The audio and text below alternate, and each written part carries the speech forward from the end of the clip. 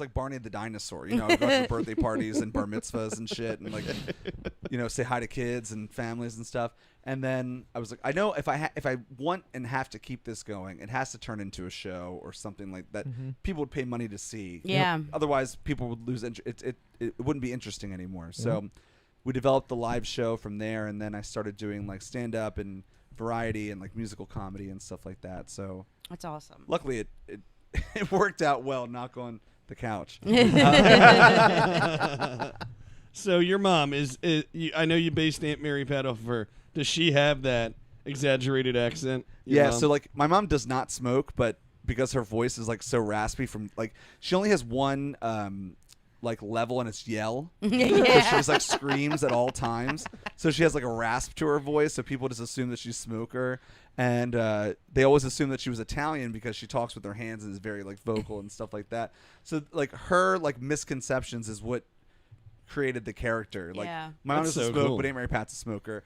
My mom's not Italian, but Aunt Mary Pat's Italian. That kind See, of I thing. love how intricate that is. Like, and with the stories in the show where like her mother and her daughter and the cousins and they came from like skits and now they're characters and played whole by other family. people. Yeah, it's so very cool. So I talk to my mom every day. I usually like call her first thing in the morning when I'm going to get my coffee or whatever.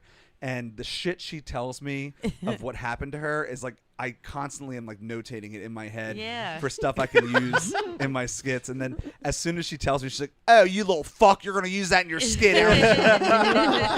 I'm like, no. Can you give us like maybe an example of that? Like maybe something that you don't really use, but like it's funny to you. Yeah. So I actually used this in one of my shows before. So she called me up one day and she was like so distraught and she was like panning and I was like, "What's wrong?" And she was like, "I just went to the friggin' Dollar Tree and I walked in there and got my shit and I'm leaving. I'm running late for work, so I'm rushing back to my car. And would you believe it? But there's goddamn shopping carts at the Dollar Tree have the wheels that lock up if you get too far away from the store. So I'm doing 30 miles an hour and I fall face first ass up into the shopping cart and I'm spinning around like a goddamn disco ball." Oh my god! So she really said that? Yes. So that was her story. And I literally used that exact story in one of my shows, and she was like, "You little motherfucker." Oh man, that's awesome. That is awesome that she knows she's doing it, like giving you ideas, but she doesn't necessarily like it, but that's funny as shit. The natural funniness.